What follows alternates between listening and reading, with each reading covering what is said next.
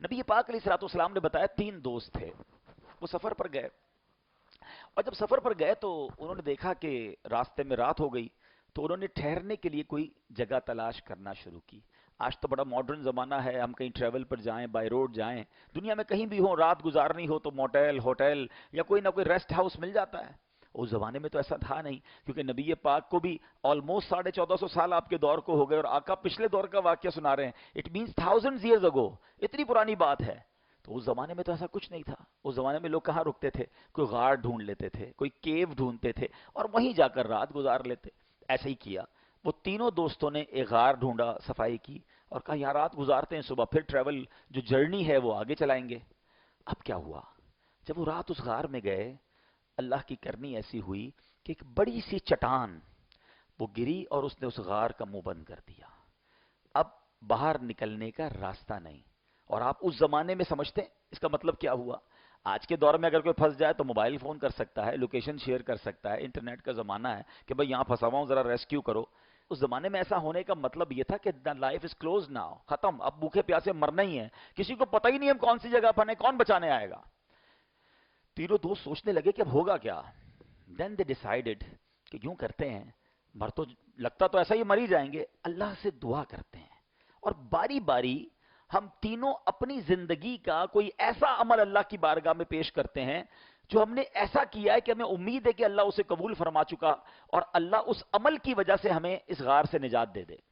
پہلے دوست نے ہاتھ اٹھائے، اور ہاتھ اٹھا کر دعا کرتا ہے کہ یا اللہ، ایک بار ایسا ہوا کہ میرے خاندان میں ایک لڑکی تھی، مجھے وہ پسند بھی بہت تھی، اور ایک بار اس لڑکی نے مجھ سے مدد مانگنے آئی، اس کو کسی پرابلم میں وہ تھی، مجھ سے کوئی قرضہ وغیرہ لینے آئی، تو مجھ پر شیطان غالب ہو گیا۔ میں نے کہا پیسے تو دے دوں گا، مگر تمہیں میرے ساتھ برا کام کرنا پڑے گا۔ لڑکی بڑی مجبور تھی، کہنے لگی ایسا نہ کرو، اللہ سے ڈرو، میں ضرورت مند ہوں، مجھے میری مدد کر دو۔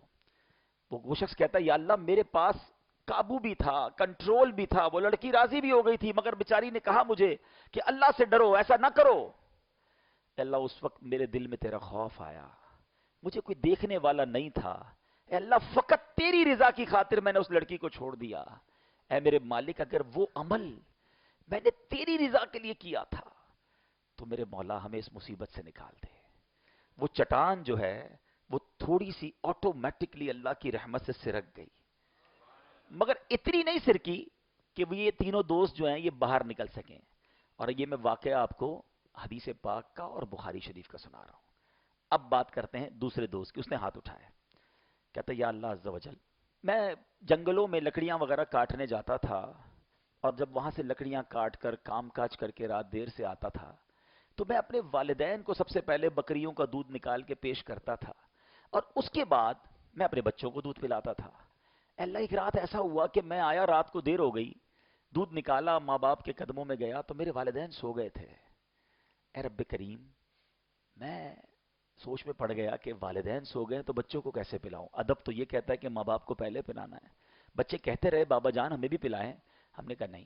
میں ماں باپ کے کنارے کھڑا رہا ساری رات، میں والدین کے بستر کے پاس کھڑا رہا کہ جب ماں باپ کی آنکھ کھلے گی انہیں دودھ پیش کروں گا۔ ایسا ہی ہوا، جب ماں باپ اٹھے تو میں نے ماں باپ کو دودھ پیش کیا، پھر اپنے بچوں کو پلایا۔ اے اللہ، وہ جو میں نے خدمت کی تھی اپنے ماں باپ کی، اگر وہ خدمت تیری رضا کے لیے کی تھی تو میرے مولا آج ہم کو اس غار سے نکال دے۔ حدیث پاک کے الفاظ ہیں، وہ پتھر تھوڑا سا اور سرک گیا، مگر اتنی جگہ نہ بنی کہ وہ تینوں نکل سکیں۔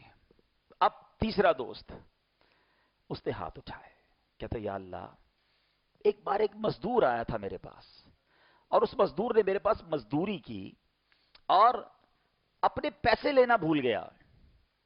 وہ تو چلا گیا، میں نے اس کے پیسے سنبھال کے الگ رکھے، بلکہ اپنے کاروبار میں ایک چھوٹا سا شیئر جو ہے، کاروبار کا ایک چھوٹا حصہ اس کے پیسوں سے کرنا شروع کر دیا۔ بہت عرصے کے بعد اس مزدور کی یاد آیا اسے، وہ آیا مجھے کہنے لگا صاحب یاد ہے کچھ عرصہ پہلے آپ کے پاس آیا تھا، مزدوری کی تھی، تھوڑے پیسے میرے باقی ہیں۔ وہ شخص کہتا ہے یا اللہ، میں نے اس سے کہا کہ یہ جو سارا ریوڑ ہے نا، بکریاں جانور، یہ سب تیرے ہیں۔ کہتا ہے میرے کہاں سے ہو گئے، میرے تھوڑے پیسے تھے۔ کہ وہی تھوڑے پیسے کاروبار میں لگائے تھے، وہ اتنے بڑھ گئے ہیں، لے جا، سب تیرا ہے۔ وہ بڑا خوشی خوشی وہ جانور لے کر چلا گیا۔ میرے مولا، اگر وہ میرا عمل تیری رضا کے لیے تھا تو اے اللہ جب ہمیں بچا لے، اس غار سے نکال دے۔ پیارے آقا علیہ الصلوۃ والسلام فرماتے وہ پتھر اور سرک گیا اور یہ تینوں شخص اس غار سے باہر آ گئے۔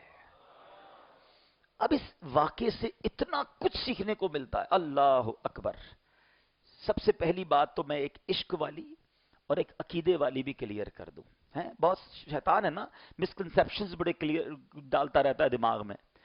ان تینوں لوگوں نے اللہ کی بارگاہ میں اپنے نیک عمل کا واسطہ پیش کیا، ایسا ہی ہے، جو انہوں نے خود کوئی نیکی کی تھی اس کا واسطہ، اس کا وسیلہ اللہ کی بارگاہ میں پیش کیا۔ اور یہ واقعہ سنا کون رہا ہے؟ نبی پاک علیہ الصلوۃ والسلام۔ کس کو سنا رہے ہیں؟ صحابہ کرام کو۔ کون سی کتاب میں ہے؟ بخاری شریف میں، ٹھیک ہے۔ اگر یہ کام ٹھیک نہ ہوتا، اللہ کی بارگاہ میں وسیلہ پیش کرنا درست نہ ہوتا تو میرے آقا بیان نہ فرماتے۔ اٹ مینز نبی پاک تو تعلیم دے رہے ہیں کہ دیکھو ان لوگوں نے اللہ کی بارگاہ میں اپنے نیک عمل کا وسیلہ پیش کیا، اللہ نے انہیں اسکیپ کر دیا، اس جگہ سے یہ نکل آئے۔ تو میرا سوال یہ ہے، ہم گناہگار، ہم سیاہ کار، سراپا خطا کار، ہم اپنے نیک عمل کا واسطہ پیش کریں وہ رب قبول فرما لے، تو جو سراپا عبادت گزار غوث اعظم ہوں، عبادت کے شہنشاہ صحابہ کرام ہوں، اور سب کو عبادت سکھانے والے نبی پاک علیہ الصلوۃ والسلام ہوں، اگر کوئی امتی نبی پاک کا واسطہ پیش کرے کہ اللہ میری دعا قبول کر لے، مجھ سے مصیبت ٹال دے، صحابہ کا واسطہ پیش کرتا ہوں، اولیاء کا واسطہ پیش کرتا ہوں، تو یہ تو حدیث پاک سے سیکھنے کو مل رہا ہے۔ تو ایسی کسی بات میں کوئی کنفیوژن دماغ میں نہیں آنی چاہیے۔